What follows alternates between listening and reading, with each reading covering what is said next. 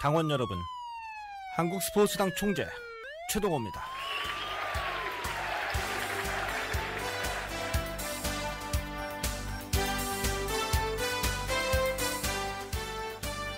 제2회 한국 스포츠당 시작합니다.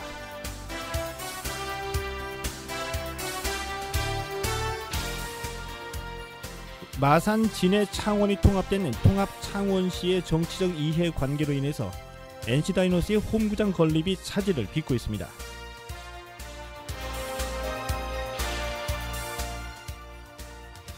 옛 창원 지역엔 경남도청이 들어설 예정이고요.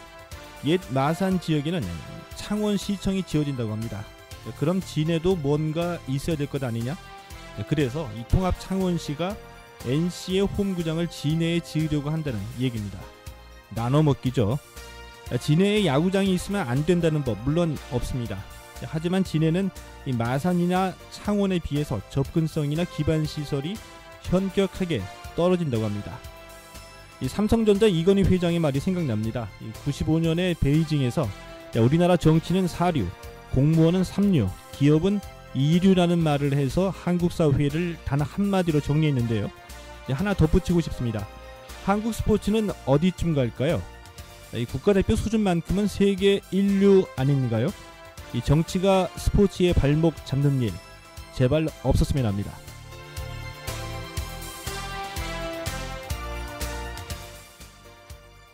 박지성 선수가 잉글랜드 FA컵 32강전에서 교체 아웃당하며 홈팬들의 야유를 받았습니다. 레드넥 감독은 박지성 선수의 이름을 거론하면서 실망감을 표시했습니다.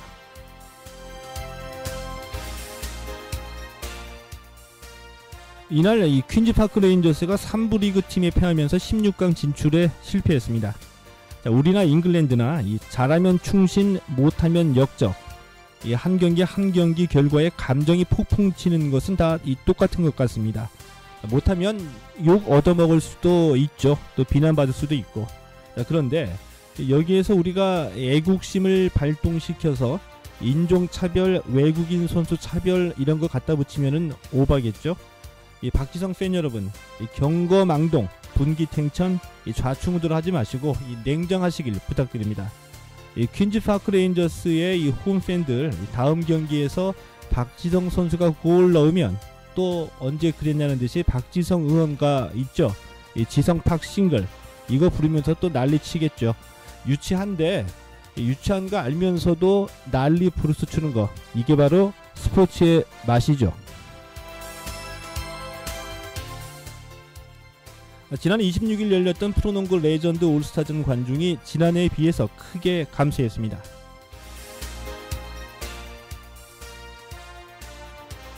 추억의 옛 스타들이 맞붙었던 일명 프로농구 레전드 올스타전. 지난해 관중이 7,200명이었는데요. 올해는 5,400명으로 크게 줄었습니다.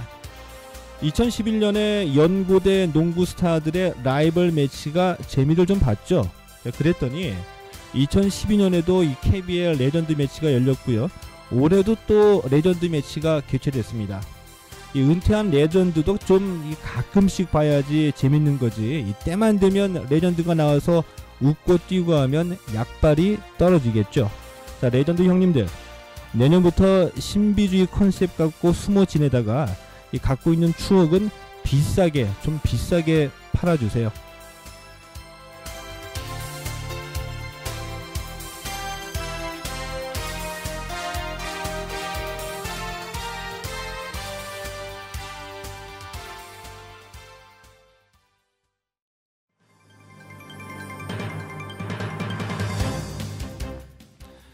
여자배구 올드스타 김연경 선수 잘 아시죠?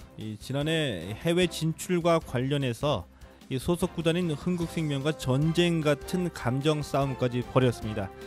국정감사까지 받으면서 정치 문제로 비화되니까 급기야 문화체육관광부가 관련 단체를 모아서 김연경 선수를 터키로 진출시키는 쪽으로 급하게 땜빵 처리했습니다. 아니나 다를까 예상했던 대로 흥국생명과 김연경 선수의 분쟁이 다시 도졌는데요. 자, 오늘 이슈에서 김연경 선수의 매니지먼트를 맡고 있는 인스포 코리아의 윤기영 대표를 초대했습니다. 지난 21일이었죠. 이 국제빙상경기연맹 스피드스케이팅 월드컵 6차 대회에서 이상화 선수가 월드컵 8회 연속 우승이란 대기록을 세웠습니다. 이상화 선수의 허벅지가 24인치, 그러니까 60cm라고 하는데요. 보통 날씬한 여성의 허리 둘레와 같다고 해서 화제가 되기도 했었죠. 이상화 선수를 가장 잘 아는 이 스피드 스케이팅의 스타입니다. 제갈성렬 전 SBS 해설위원 모셔서 질주 본능 이상화 선수의 숨겨진 비밀을 알아봅니다. 자, 오늘 오피니언은 격주로 찾아오는 고정 코너입니다. 이 나진균의 야구 세상인데요. 이 나진균 한국야구연구소장 잘 아시죠? 이 프로야구 선수협회 초대 사무총장으로 더 알려지신 분이기도 하죠. 이 선수협회 사무총장으로 알려지다 보니까 이분이 좀 억울해 하시는데요. 이 나진균 소장은 이 홍명보 전 올림픽 축구 대표팀 감독과 동기이자 LG 트윈스 외야수 출신이고요. 이 청소년 대표까지 뽑혔던 야구 유망주였습니다. 자, 오늘 오피니언은 나진균의 야구 세상입니다.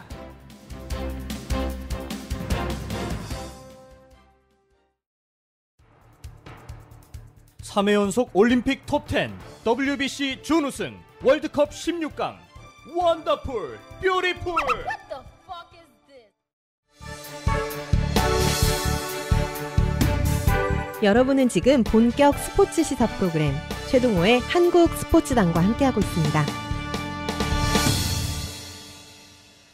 자, 오늘 순서 이슈 시작합니다. 여자 배구 월드스타 김연경 선수의 매니지먼트를 맡고 있는 인스포코리아의 윤기영 대표 나오셨습니다. 안녕하세요. 네, 안녕하세요. 관악 FM에서 이렇게 초대해 주셔서 감사합니다. 예, 고맙습니다. 먼저 윤 대표와 말씀을 나누기 전에 이 김연경 선수의 터키 진출이 워낙 여러 가지 곡절이 많이 있었기 때문에 간단히 좀 정리를 해드려야지 지금 방송 들으시는 분들이 이해를 하실 것 같아가지고요. 이 김연경 선수가 흥국생명 소속으로 국내에서 4시즌을 뛰었고요. 또 해외 임대 선수로 3시즌을 뛰었습니다.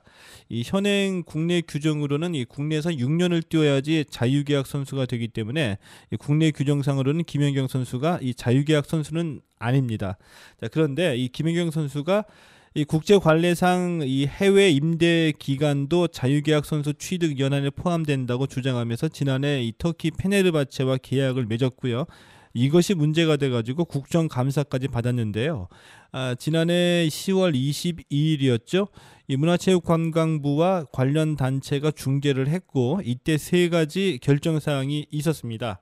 자, 올해 1월 21일까지 이 김연경 선수가 흥국생명 소속으로서 이 페네르바체와 새롭게 임대 계약을 체결을 해야 된다는 것이 있었고요. 또 이 한국 배구 연맹도 FA 규정을 보완해야 된다는 결정이 있었는데요. 이 결정에 따라서 지난 21일까지 이 흥국생명이 페네르바체와 새로운 계약을 맺어야지 되는데 이 결국 김연경 선수와 합의점을 찾지 못하면서 계약에 실패를 했죠. 예, 그렇습니다. 예, 그래서 또다시 수면 위로 이제 부상하게 됐는데요. 흥국생명하고 이 김연경 선수 측하고 끝까지 각자의 주장만 되풀이하다 보면은 자칫하면은 이 김연경 선수가 이 선수 생활을 그만둬야 될지도 모르는 상황이잖아요. 예, 그렇죠. 안 되겠죠. 예. 그래서 이 흥국생명하고 이 페네르바체가 이 계약을 맺지 못한 이유가 어디에 있습니까? 예, 첫 번째는 흥국생명하고 김연경 선수 사이에 계약이 먼저 체결돼야 되거든요. 예. 현재 계약서가 없습니다. 그래서 예. 그 부분이 없기 때문에 다음에 임대 계약을 할 수가 없는 상황이죠. 흥국생명하고 김연경 선수하고 계약을 먼저 그렇죠. 체결해야지 된다. 네. 지난해 문화체육관광부가 중재를 했을 때 네. 김연경 선수의 소속은 흥국생명으로 한다는 조항도 있지 않았었나요? 예, 그런 부분은 있었는데요. 예. 예, 그쪽에서 또 중요한 것은 같이 이렇게 규정을 또 동시에 개정을 예. 해야만 한쪽이 손해를 볼 수 없거든요. 그래서 예. 일방적으로 이렇게 주장하는 거를 할 수가 없는 거고 같이 동시에 합의를 해서 계약을 해야 되는 상황이거든요. 그런데 예. 흥국생명하고 김연경 선수는 아직 구체적인 계약서에 서명을 한 적이 없습니다. 그러다 보니까 임대 계약이 체결될 수 없는 상황인 거죠. 그러면은 흥국생명이 페네르바체하고 계약을 체결하기 전에 김연경 선수하고 먼저 계약을 맺어야 된다는 당연히 그게 순서겠죠. 말씀이시죠. 그리고 그런 노력들은 좀 있었었나요? 예, 흥국생명 쪽에서 많이 이제 그 이메일을 보내주시고 내용 증명을 보내주시고 하셨는데 예. 예, 저희는 뭐 어쨌든 저희도 어떤 보장이 있어야만 같이 일을 진행할 수 있거든요. 예. 근데 저희 측 보장은 하나도 없이 무조건 계약서 보내주고 서명을 해라 그러면 할 수가 없는 상황이잖아요. 예. 여러분 왜 그러냐면 또 똑같이 또 반복될 거기 때문에 그래서 진척이 없었습니다. 예. 그리고 이번에 다시 이 수면 위로 이 김연경 선수 얘기가 이제 떠오르게 된 결정적인 이유 중에 하나가 그 지난번에 그 흥국생명의 이 권광영 단장이 이 터키로 출국해가지고 김연경 선수를 만났었었죠. 예, 맞습니다. 그리고 이 페네르바체하고 계약을 맺기 위해서 협상을 한 것으로 알고 있는데 네.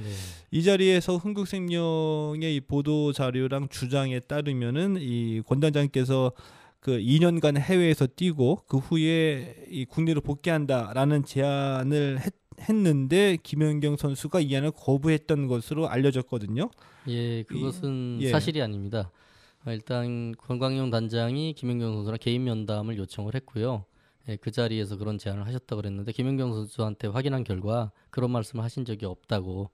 예, 그래서 이 부분에 대해서는 뭐 제안도 없었고 따라서 거부할 이유도 없었고요.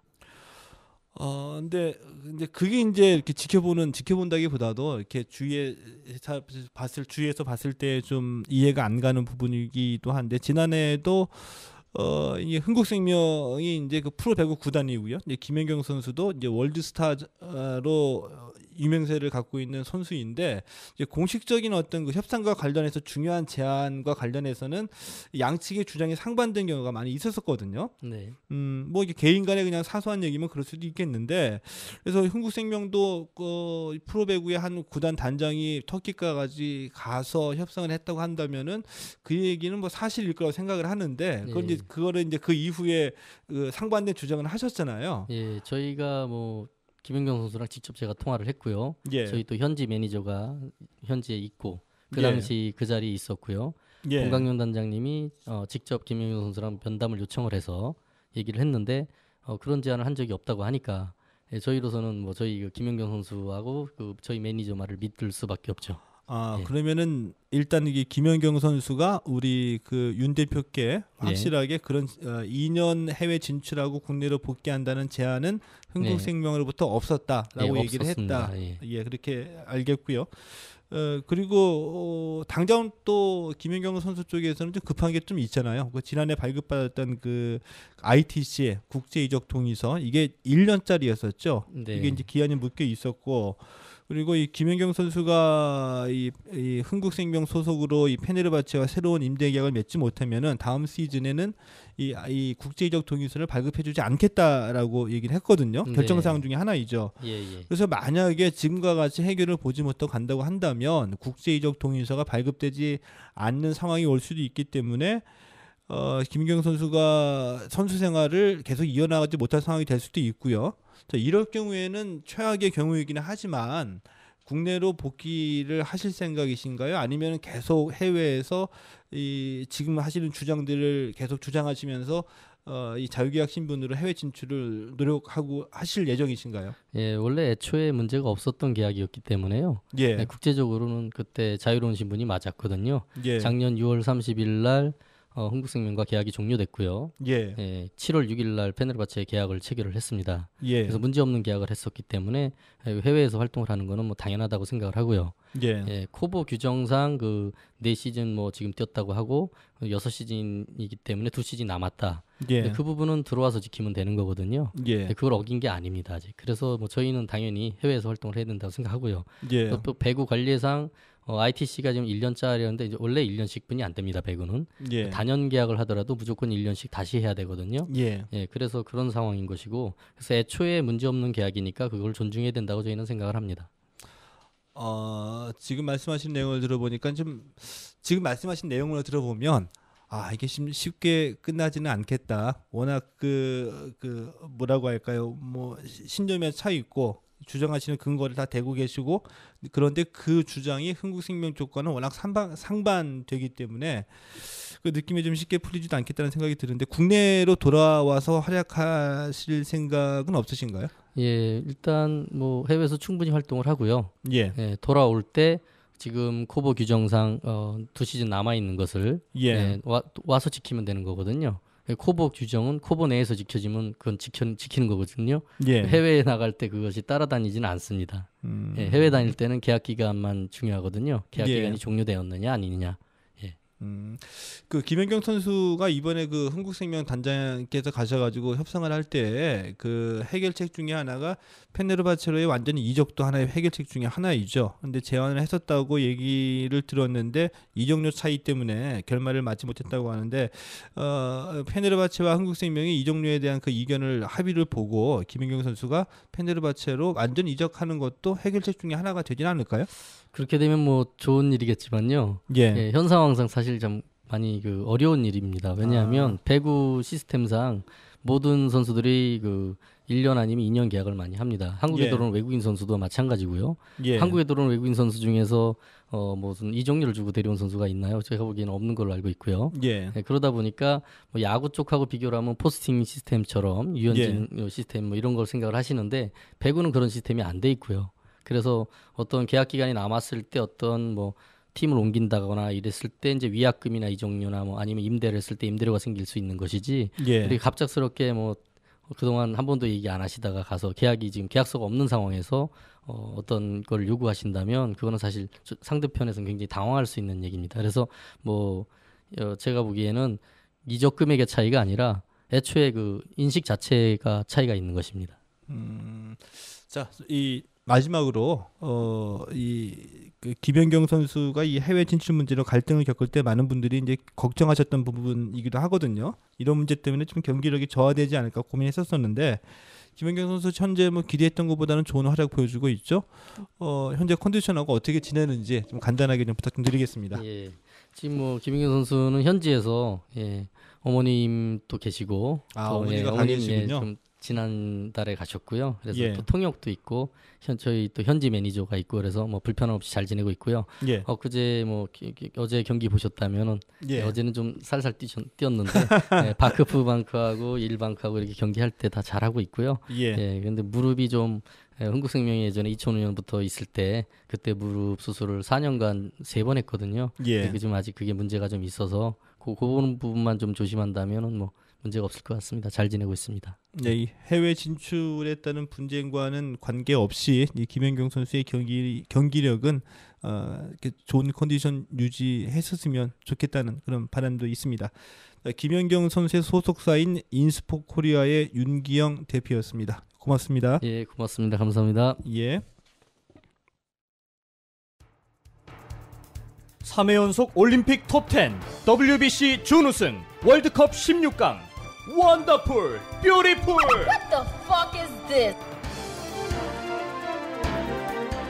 한국 스포츠 정말 잘 나가고 있나요? 전 프로야구 롯데자이언츠 감독이 입시 비리 혐의로 검찰에 체포됐습니다. 축구와 배구에 이어서 프로야구에서도 승부 조작을 벌였다는 농구 감독과 심판 사이에 관례적으로 금품이 오간 사실이 경찰 수사에서 드러났습니다. 아니, 이게 뭐죠? 비인기 종목 메달 따도 먹고 살기 힘들고 체대 졸업하면 곧바로 실업자 운 좋으면 180만 원짜리 비정규직 협회 운영은 자기들끼리 다 하고 국가대표 훈련비 뺑땅 치다 걸리고 그리고 운동할 거면 공부하지 마세요? 1% 운동기계만이 필요한 초엘리트 스포츠 니들이 스포츠를 아세요? 스포츠 민주화 스포츠의 가치 회복 1%가 아닌 99%를 끌어올리는 유쾌한 시사 프로그램 최동호의 한국 스포츠다. 자, 오늘 피플에서는 이상화 선수 꿀복지의 비밀을 준비했습니다. 이상화 선수를 가장 잘 아는 한국 빙상의 스타 제갈성렬 전 SBS 해설위원 모셨습니다. 안녕하세요. 네, 안녕하세요. 반갑습니다. 오래간만입니다. 지금 오래간만입니다. 네, 너무너무 반갑습니다. 평소에 빨리 뵙고 싶었는데 여기서 뵙게 되네요. 이 제갈성렬 위원도 이 선수 시절에 이 빙상 월드컵에서 우승을 차지한 적이 있었죠? 네, 그렇습니다. 예, 한 3번 있었는데요. 3번씩이나요? 이야, 500m하고 1000m에서 500m, 1000m. 예. 그 이상화 선수 네. 이 국제 빙상 경기연맹 월드컵 6차 대회에서 이제 그 세계 신기록 세우면서 8회 연속 우승했는데 대단한 기록이죠. 대단한 기록이죠. 우선 아시아 쪽에서 예. 단거리 종목의 여자 선수가 예. 8회 연속 우승한 것 또한 또 처음이고요. 예.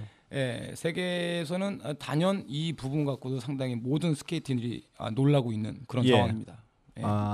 그 춘천시청에서 감독도 역임을 하셨었잖아요. 네네. 그래서 좀 궁금해서 물어보려고 하는데 이상하 선수가 물론 이 대표팀의 후배이기도 하니까 잘 아실 텐데 그 제일 처음 만난 게 언제였습니까?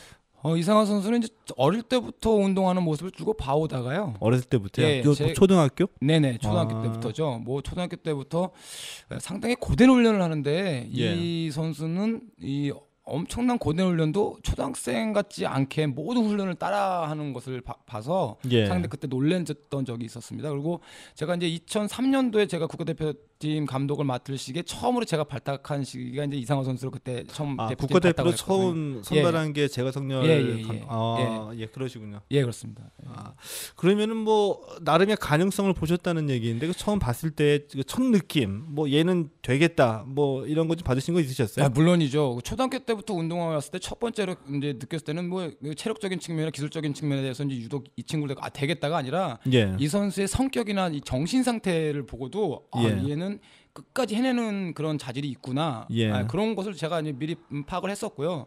초등학교 때부터 뭐 천상천하 유아독종이었어요. 상황을 이길 수 있는 선수가 없었어요, 국내에서도요. 그 청소년 그 초등학교 때부터 예. 계속 그 앞서 나갔던 선수였군요. 그렇죠. 그래서 상당히 무한한 가능성이 있다는 선수로 제가 이렇게 느낌이 왔을 정도로 그랬습니다.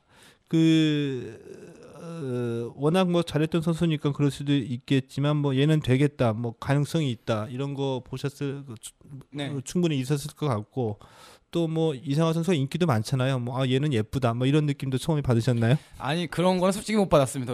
왜냐하면 항상 그 아주 그 힘든 훈련과 고된 훈련을 겪으면서 이렇게 환히 웃는 얼굴을 못 봤었어요.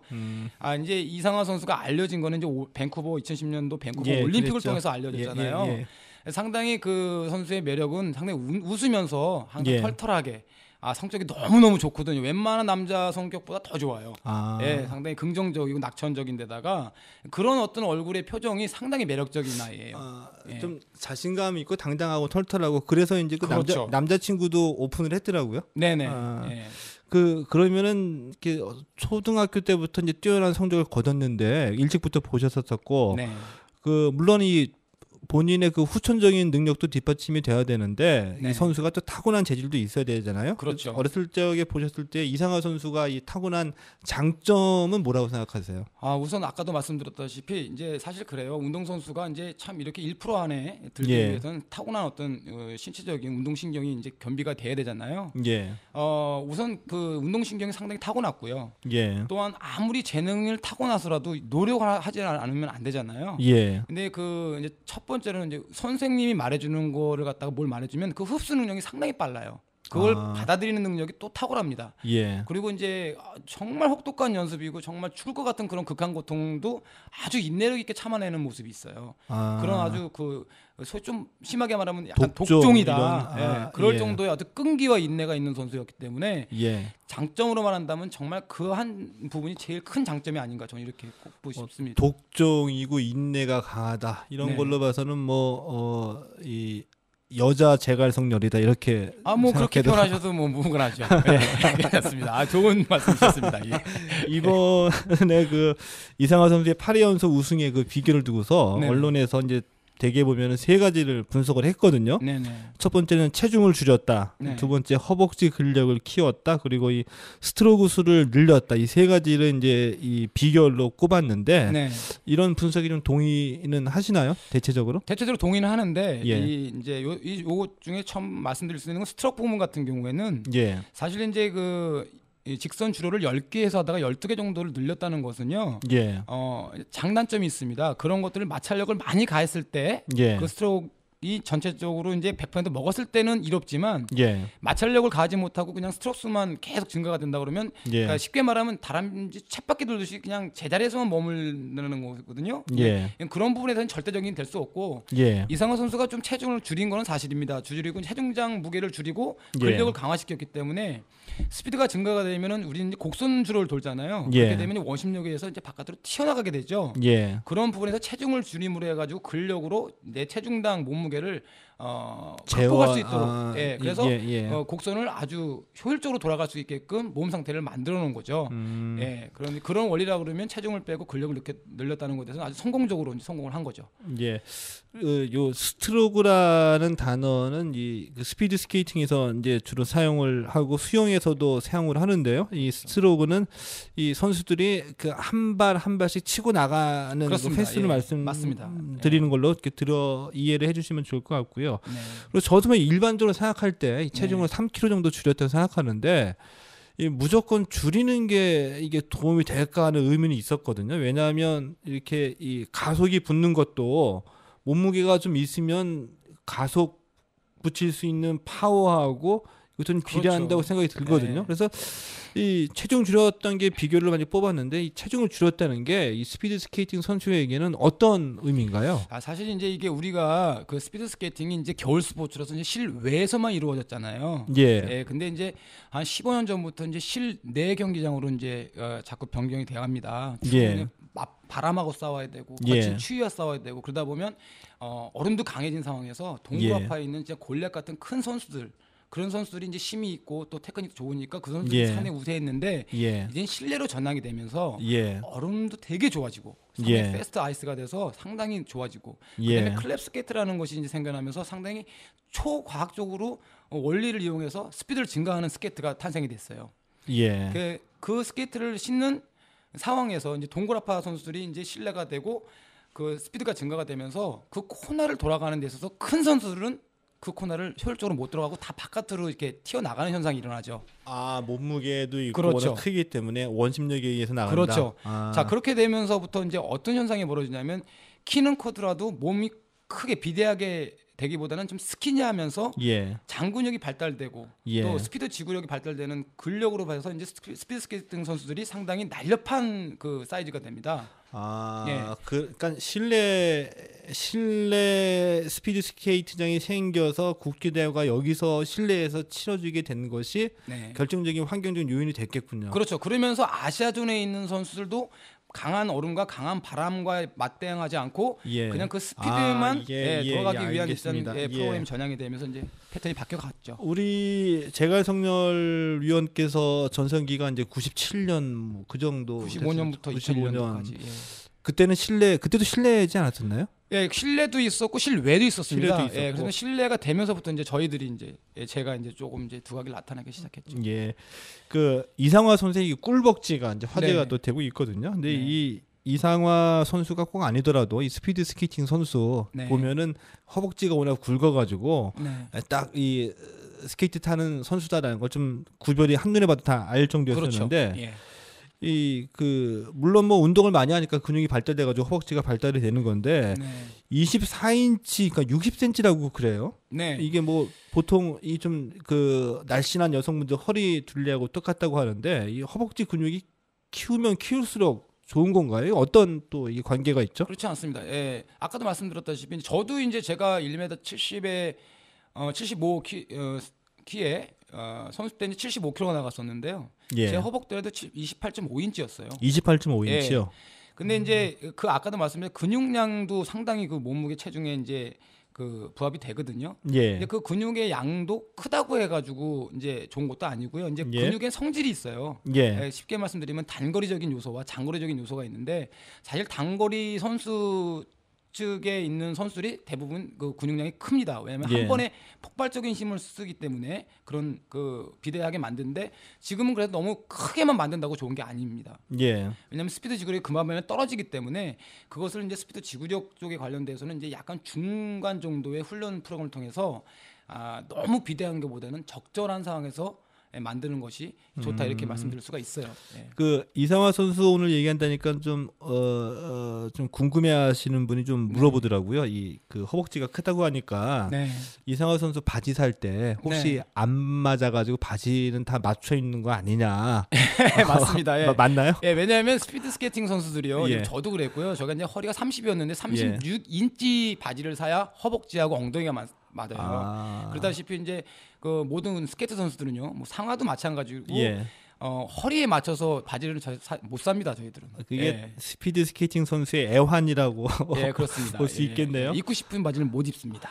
그러면 이 스피드 스케이팅 빙상 연맹에서는 그래도 이 스피드 스케이팅 타는 선수들에게는 네. 이 바지만큼은 네. 좀 맞춤으로 좀 많이 지원을 해줘야 되지 않을까 좀 생각이 드는데. 그러면 감사하죠. 그 저기 한국 스피드 스케이팅의 좀 계보를 찾아보면은 제가 아주 어렸을 때 그 듣던 그 옛날 70년대 이영하 선수로부터 시작을 해가지고 전설이시죠. 예, 80년대 백이태, 네. 90년대에 김윤만 드디어 제갈성렬이 등장을 하고요. 그리고 2000년대 그 이규혁, 이강석으로 이어지는데. 그 되게 보니까 이 선수들이 두각을 나타냈던 게 그 500미하고 1000m였었거든요. 네. 이게 단거리잖아요. 그렇죠. 그러니까 우리가 특별히 단거리에 강한 어떤 그런 체질적으로 그런 게 좀 있을까요?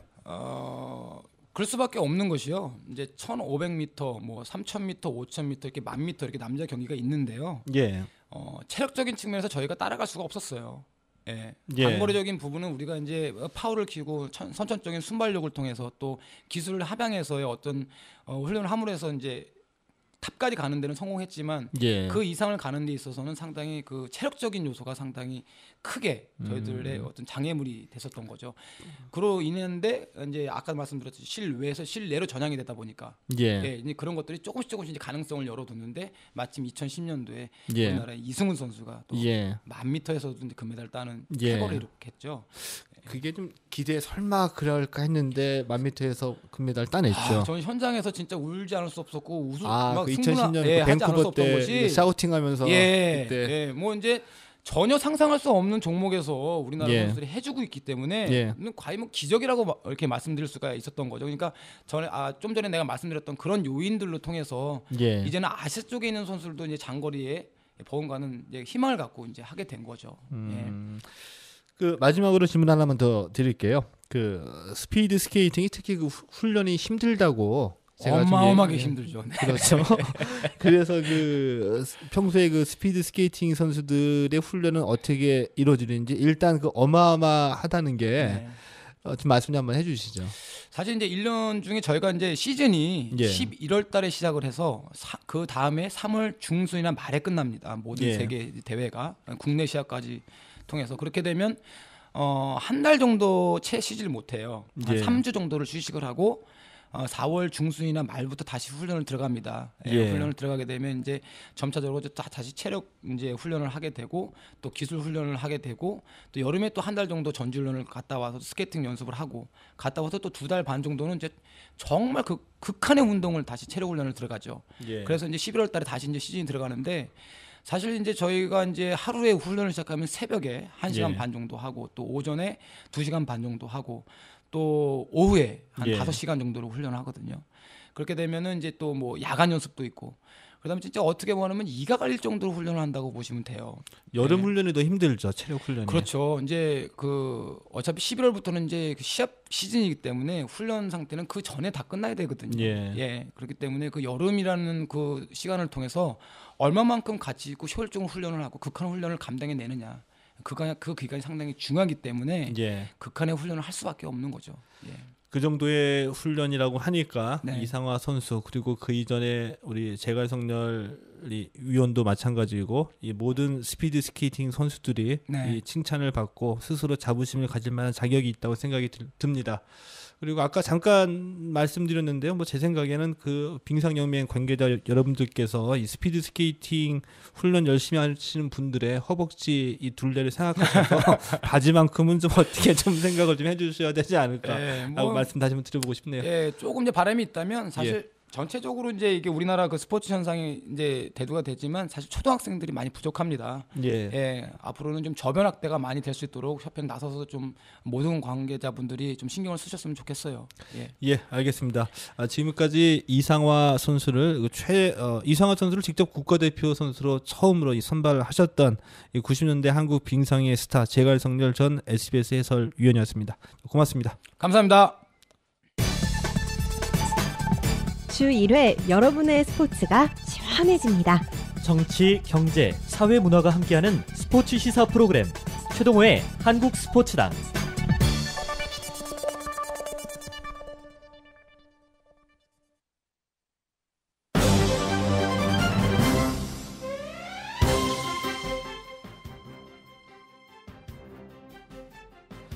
조성민은 멀리 보냈지만 손민아는 살 길을 만들어주고 싶었다.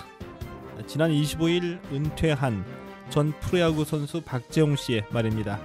17년간의 선수 생활을 마감하는 자리에서 박재홍 씨는 초상권 비리에 연루돼 불명예스럽게 물러난 전 롯데 투수 손민환 선수를 불러냈습니다. 그리고 잘못한 것은 맞지만 선수의 앞길을 막을 수는 없다면서 손민환 선수에게 사죄의 기회를 줬죠. 감동이었습니다. 저는 다른 무엇보다도 이 박재홍 씨가 대중의 마음을 얻는 타이밍 그리고 이 극적 효과를 만들 줄 안다는 점을 눈여겨봤는데요.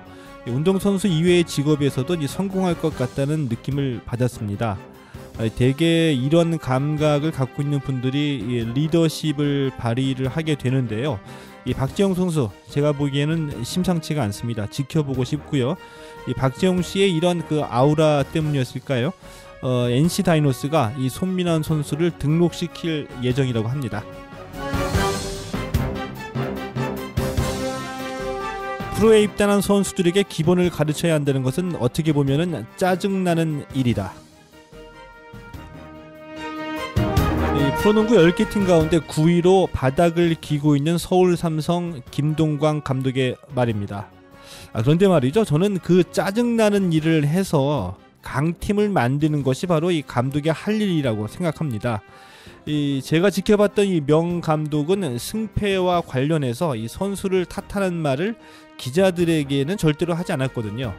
이 삼성이 다른 팀에 비해서 기본이 떨어지는 선수들만 데려가지도 않았을 거고요. 농구는 저도 조금 취재를 했는데 이 농구가 가장 개인적이면서 가장 조직적인 종목이라고 생각을 하거든요. 이 수비할 때의 자세와 이 템포를 얘기하면서 바로 이 말씀을 하셨는데 농구에서는 감독들이 가장 먼저 손을 대고 조련하는 것이 바로 수비고요. 또 전력이 뒤지는 팀을 맡았을 때 감독이 승부를 거는 것도 바로 수비입니다. 감독님 잘 아시잖아요.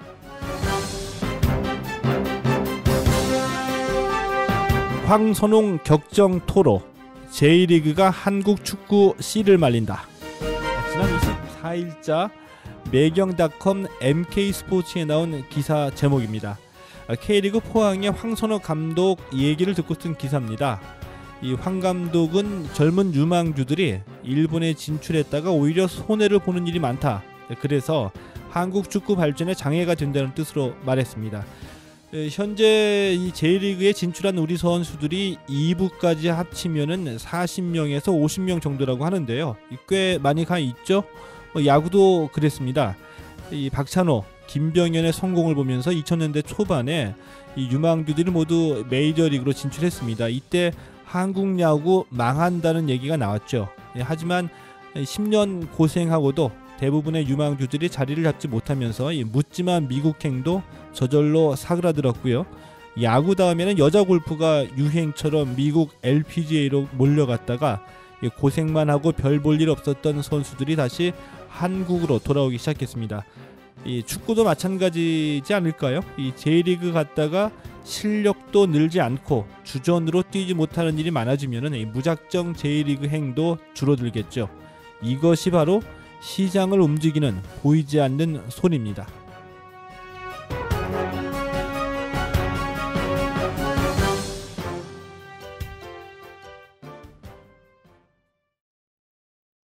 오피니언은 나진균의 야구 세상입니다. 이 나진균의 야구 세상은 격주로 만나게 되는데요. 야구 선수로 또 이 프로야구 선수협회 초대 사무총장으로 지금은 이 한국야구연구소 소장으로 야구를 바라보고 계십니다. 이 나준균 소장의 깊이 있는 야구 얘기를 들어보겠습니다. 이 기대가 되는데요. 안녕하세요. 네, 안녕하십니까. 오시는데 좀 불편한 점은 없으셨나요? 오늘 날씨가 좀 우중충한데. 네, 아니 뭐 금방 날라왔습니다.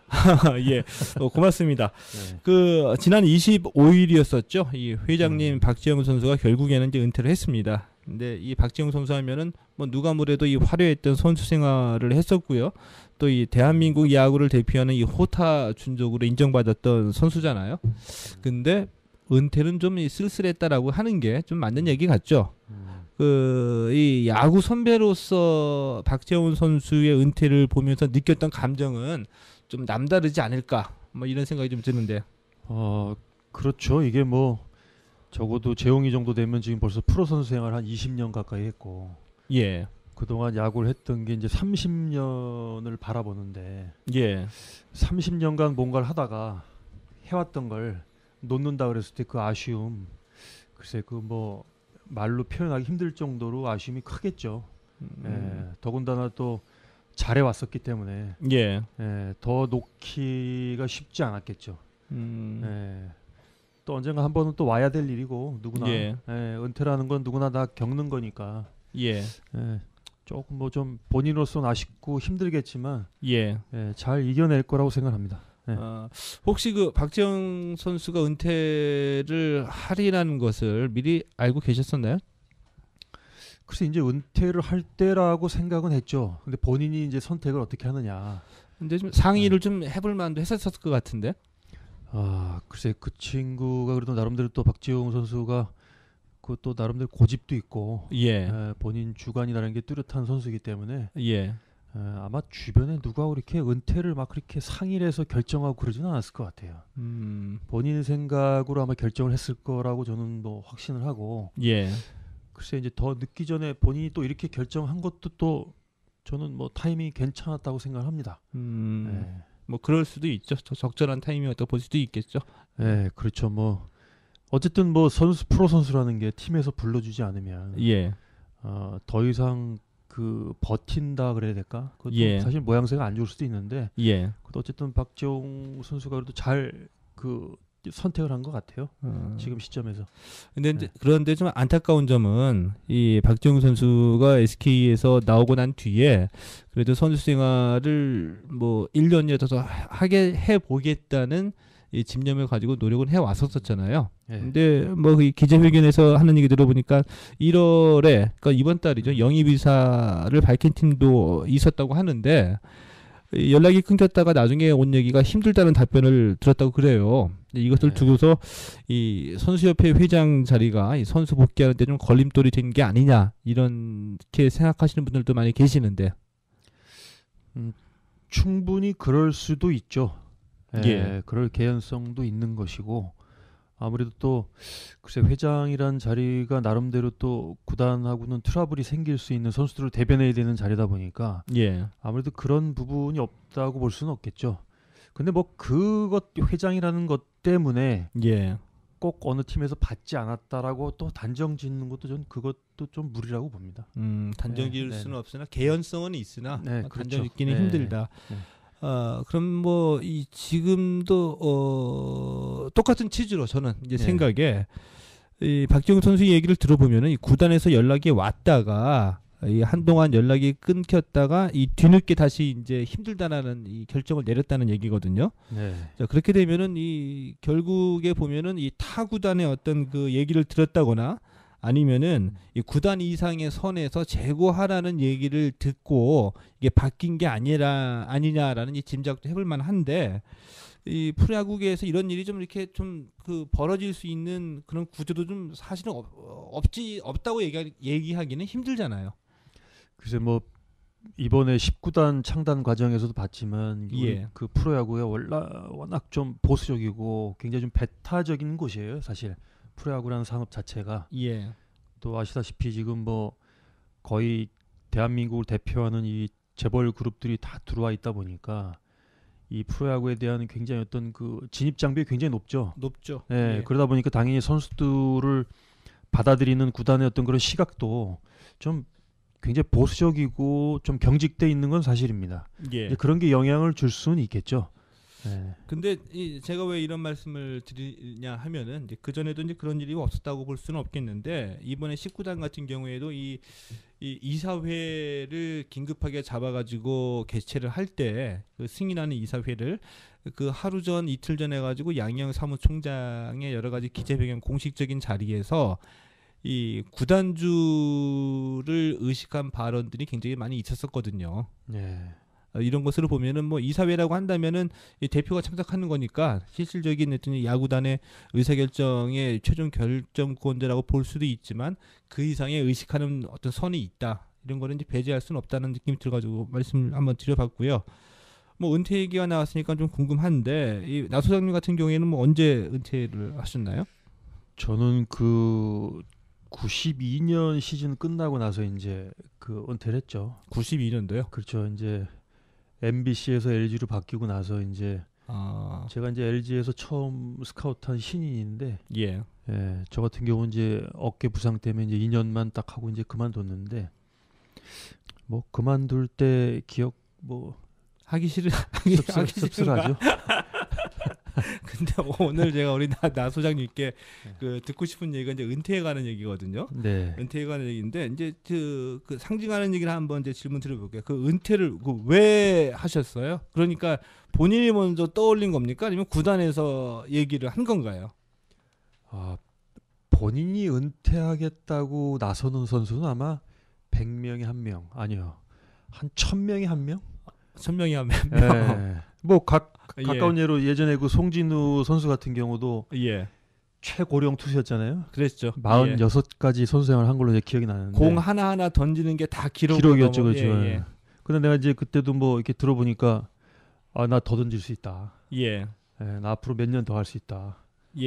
그 정도까지 했는데도 끝까지 던지고 싶어 하더라고요. 그러니까 은퇴 뭐 그 이렇게 바라는 선수는 없다고 봐야죠. 이제 그게 그러니까 은퇴와 관련돼서는 물론 이제 체력적으로 힘들어가지고 은퇴를 하는 경우도 있고 뭐 실력이 안 돼가지고 어쩔 수 없이 은퇴하는 경우도 있지만 이 실질적으로는 대부분의 경우에 선수 본인보다는 구단에서 먼저 은퇴 얘기를 꺼낸다는 점에서 보면 사실상은 구단으로부터의 어떤 방출이나 은퇴 권유나 또는 은퇴 강요가 대부분의 그 케이스라고 볼 수가 있겠죠. 99%라고 봐야죠. 그런 식으로 다가온다 이거죠, 은퇴가. 그렇죠. 99%라고 봐야죠. 그거는 뭐 양준혁이든 송진우든 누구든 그건 비켜갈 수 없는 거죠. 대부분의 선수가 그 구단의 이 권유 또는 이 강요를 받아들이는데 박지용 선수도 그랬고 또 몇몇 선수 같은 경우에는 더 하겠다라고 강하게 의사 표시를 하는 경우도 있잖아요. 이게 이 해결이 어떻게 될까요? 이런 경우에. 그리고 이제 박지용 같은 경우 이번에 아주 대표적인 케이스죠. 구단에서 은퇴하고 너 코치 연수해라. 이제 끝내는 게 좋겠다. 그걸 이제 작년에도 실갱이를 했었는데 올해도 또 그게 반복이 됐죠. 그래서 결국은 본인이 구단에서 날 필요로 하지 않으면 SK에서 날 풀어달라. 내가 찾아보겠다. 결국 이렇게 간 거죠. 되게 이런 비슷한 케이스라고 보면 되는 거죠. 뭐 구단에서 은퇴를 요구를 하면 그걸 받아들이고 내가 코치를 하든지 아니면 또 방출 통보를 하면 이제 짐 싸서 나가든지 뭐 이런 거라고 봐야죠. 근데 이게 막상 그런 통보가 오게 되면 굉장히 심리적으로 좀 타격이 좀 올 것 같다는 생각이 좀 들거든요. 왜냐하면은 뭐 프로 선수 정도라고 한다면은 뭐 이 초등학교나 중학교 때부터 계속 야구를 해온 선수인데 그 어느 날 갑자기 야구를 그만둬라. 자이든 타이든 간에 이런 얘기 듣게 되면은 뭐 심리적인 충격이 굉장히 클 것 같은데 이 막상 이 프로야구 선수가 야구를 그만두게 되면은 심정이 좀 착잡하죠. 착잡한 거 이상이겠죠? 착잡할 정도면은 성공한 선수죠. 착잡한 게 아니라 좀 막막하다 그래야 될까? 이제 앞으로 내가 어떻게 가야 되나? 그러니까 가령 지금 이번에 그 박재홍 같은 경우도 그렇고 뭐 일부 선수들은 뭐 그만두고 나서 코칭 스텝 권유를 받는다든가 또는 어디서 뭔가 해설이라든지 무슨 다른 어떤 분야에서 스카우터라든지 이런 권유를 받는다든가 이런 것을 구단이나 야구의 제안을 받는 선수도 그렇게 은퇴하는 선수 중에 10 중에 한 명 정도밖에 안 돼요. 그렇겠죠. 예. 그러니까 그러니까 박재홍 같이 그 정도 권유를 받은 선수들도 굉장히 선택받은 선수이기 때문에 예. 그렇지 못한 선수들 뭐 한 10년, 20년 지났는데 예. 그만두고 나갈 때 이제 그만두는 게 좋겠습니다. 정리하기로 했습니다. 우리 방출 대상입니다. 예. 그걸로 끝나는 그것을 듣는 대다수의 선수들의 생각이나 그 어떤 정신적인 어떤 그 충격 같은 거 상당히 크다고 봐야죠. 크겠죠. 이제 바로 이제 그 얘기를 제가 이제 오늘 좀 해보고 싶은 얘기거든요. 뭐냐면은 은퇴하고 난 뒤에 적어도 6개월 안에 뭐 해설이나 지도자로 가게 되는 경우는 뭐 거의 한 1%의 어떤 굉장히 행운이면 행운이고 굉장히 잘했던 선수들이고 대부분의 선수들은 앞날이 막막하잖아요. 근데 이제 우리나라도 이제 프로야구 역사가 30여 년을 넘겼고요. 또 이쯤에서 우리도 이제 프로야구의 이 은퇴 문화라는 게 좀 자리 잡아야 되지 않을까 이런 생각이 좀 들거든요. 왜냐하면은 이 프로에 진출했다고 한다면은 뭐 프로에서는 이름이 없었다고 하더라도 고등학교, 대학교 때까지는 꽤나 다 잘했던 선수들이잖아요. 그래서 이 반평생 이 야구만 했던 선수들이 어느 날 갑자기 쓸쓸히 그냥 돌아가는 것이 아니라 은퇴를 구단에서 결정해가지고 통보나 방출이나 이런 경우를 할 경우에는 이 선수협회나 이 구단에서 이 은퇴를 준비하는 어떤 그 프로그램을 만들어가지고 선수들에게 은퇴를 좀 대비할 수 있게 야구 선수로서의 자부심도 갖게 해주고 또 이 새 출발할 수 있게 어떤 그렇게 좀 도와주는 프로그램이 좀 있어야 되지 않을까 좀 이런 생각이 좀 드는데. 필요하죠. 특히 이제 그 프로 선수들 뭐 야구뿐만 아니라 뭐 농구나 배구나 뭐 축구나 다른 선수도 다 필요하죠. 이게 그 어떻게 보면 좀 우리나라 어떤 그 체육 이 스포츠 시스템 구조상 선수들이 아무래도 좀 학업을 등한시하고 하다 보니까 스포츠에 어떻게 보면 올인한다고 봐야 되니까 사회에 적응하는 게 참 힘들 수가 있기 때문에 그런 프로그램은 꼭 필요하고 앞으로 그런 것들을 만들어 나가는 것이 정말로 또 이렇게 우리 한국 야구가 뭐 19단도 중요하지만 좀 더 이게 체계적으로 또 많은 어떤 선수들이 프로야구에 지망을 하고 좋은 제목들을 끌어들이기 위해서는 또 그렇게 실패하고 나가는 또는 또 그만두고 은퇴하는 선수들에 대해서 어떤 그런 배려 그런 문화도 좀 필요한 것 같습니다. 이제 그게 대다수 선수들의 경우에 해당하는 거잖아요. 우리가 흔히 알고 있는 것처럼 뭐 지도자, 해설 이것들은 굉장히 좀 1% 정도에 불과하고 그리고 또 이 다른 선수도 아니고 이 박지영 선수의 은퇴였었기 때문에 또 궁금해지는 것 중에 하나가 이 선수협회 회장이었었죠. 이제 그래서 이 프로야구 선수협회가 이제는 다시 이제 또 회장을 다시 뽑아야 되는 입장이고 그런데 이 은퇴 기자회견에서도 그 보이지 않는 벽이 좀 느껴졌었다. 선수협회 회장이 또 짐이 됐다는 그런 뉘앙스의 얘기를 했었기 때문에 이 선수협회 회장을 다시 하겠다는 선수가 또 나타날지 언제쯤 어떻게 좀 새 회장을 선출하게 될지 좀 얘기 좀 해주시죠. 일단 그 1월 31일까지 선수 계약을 하지 못하면 해당 선수는 그 KBO에 등록이 안 되기 때문에 선수 자격이 아니거든요. 그러니까 선수가 아닌 사람은 선수협회 그 회장을 할 수가 없다는 그 정관상 규정이 있고, 그러니까 아마 그 3월 달에 선수들이 귀국을 하면 아마 뭐 임시 이사회나 이런 그 것들을 통해서 차기 회장을 아마 선출을 할 것 같아요, 임시로. 그리고 이제 연말에 이제 그 총회에서 추인을 하는 그런 형태로 이제 가겠죠.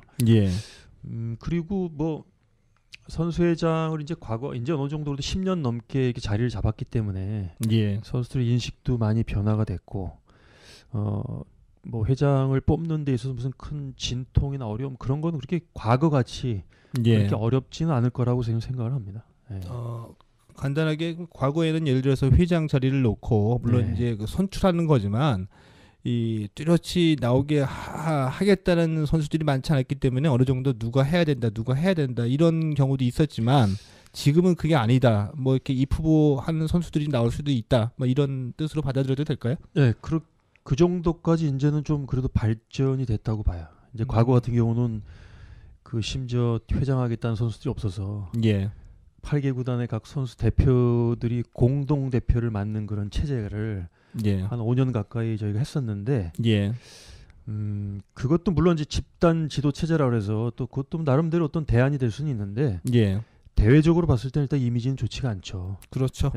누군가 선수들을 대표해서 목소리를 낼 수 없다는 게 그게 참 안타까운 부분이었는데 그것도 지금 앞으로는 그런 부분은 없을 거라고 생각합니다. 예, 알겠습니다. 오늘 이 한국야구연구소의 나진균 소장 오늘 시간 내주셔서 고맙고요. 이 격주로 나진균의 야구 세상이 여러분들을 만나게 되는데 앞으로 좀 기대 많이 해보겠습니다. 고맙습니다. 네, 고맙습니다.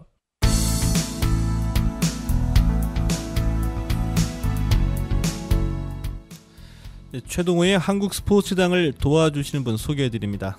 여러분, 이 300~400명이 원탁 회의를 하는 장면이 상상이 가십니까? 이 코리아 스픽스라는 원탁 회의 전문 사회적 의사소통 기업이 있습니다.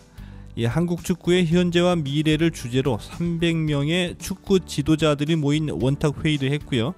지난달에는 이 금천구와 구로구에서 이 학생과 학부모, 교사 300명이 참가한 혁신교육지구 워크숍을 개최하기도 했습니다. 대단하죠? 이 사회적 의사소통 기업 코리아 스픽스였습니다.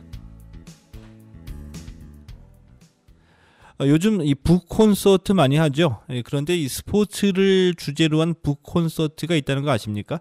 이 스포츠에도 우리의 감성을 울리고 추억을 되짚으면서 한국 사회를 분석하는 명저들이 많이 있는데요. 인문사회학적으로 스포츠를 연구하는 스포츠문화연구소가 지난 1월 9일부터 매주 수요일 오후 5시 서교동에 있는 인문카페 창비에서 책으로 만나는 한국 스포츠 이야기 북톡스를 열고 있습니다. 이번 주는 스포츠 코리아 판타지의 저자인 동아대학교 정희준 교수를 초빙했는데요. 더 자세한 정보는 인터넷에서 스포츠문화연구소를 검색해보시면 됩니다. 최동호의 한국 스포츠당 팟캐스트로 열심히 들으실 수 있습니다. 애플 아이튠즈나 팟빵, 유튜브에서 검색하시면 되고요. 이런 거 귀찮으시면은 그냥 인터넷에서 최동호의 한국 스포츠당 검색하셔도 됩니다. 만나고 싶은 분이나 궁금한 점 페북이나 블로그에 글 남겨주십시오. 소원을 말해주세요.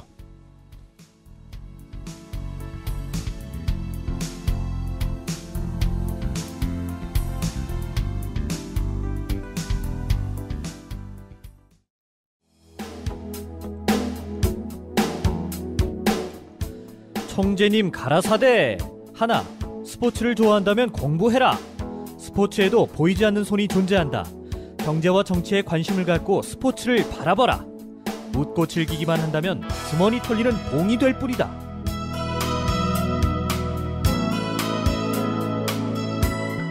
둘, 스포츠를 좋아한다면 사람 사는 이야기에 귀를 기울여라. 때론 패자의 눈물에서 감동을 받는다. 감동은 보는 만큼 느낄 수 있다.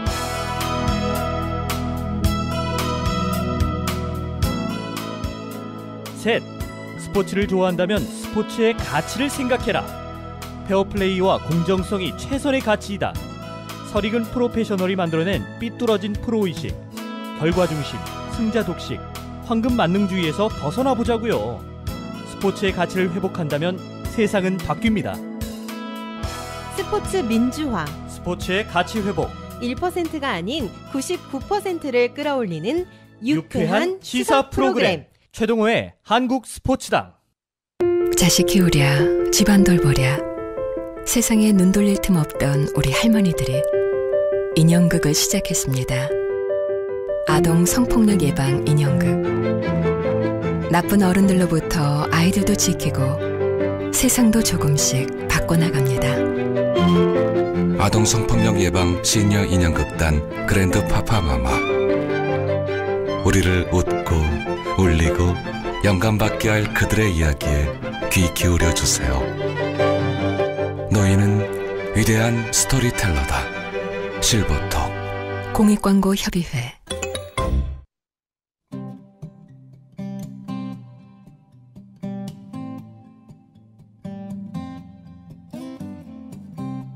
일산의 라디오를 내 친구지. 남강고등학교 강민건, 홍익디자인고등학교 김나영입니다. 우리들 이야기는 우리 목소리로 직접 전하고 싶어요. 청소년들의 목소리를 서로 나누는 기회 만들게요. 월요일부터 목요일까지 매일 밤 10시 주파수 100.3MHz 고정하세요. 안녕하세요. 쾌지나 청춘 DJ 이인순입니다. 제가 관악 FM에서 방송을 한 지 벌써 4년이 지났네요. 남들은 인생의 황혼기라 말하지만 방송을 통해 목소리를 나눌 수 있는 저야말로 아직 청춘입니다. 많이 응원해 주시고 우리 목소리에 귀 기울여 주세요. Kumusta po kayo? 안녕하세요. Good morning, 세상의 아줌마들. This is Daisy 영선, Melanie, Grace, 아델라입니다. 다문화 도시 관악구를 위해 우리 필리핀 아줌마들도 목소리 나눌게요. 마부하이! 200명의 목소리 기부천사가 함께하는 나눔 네트워크 관악 FM. 여러분의 목소리가 희망입니다. 나눔으로 풍요로운 방송 표준 FM 100.3MHz 관악 FM 라디오 방송입니다. HLMA, HLMA, HLMA, HLMA, HLMA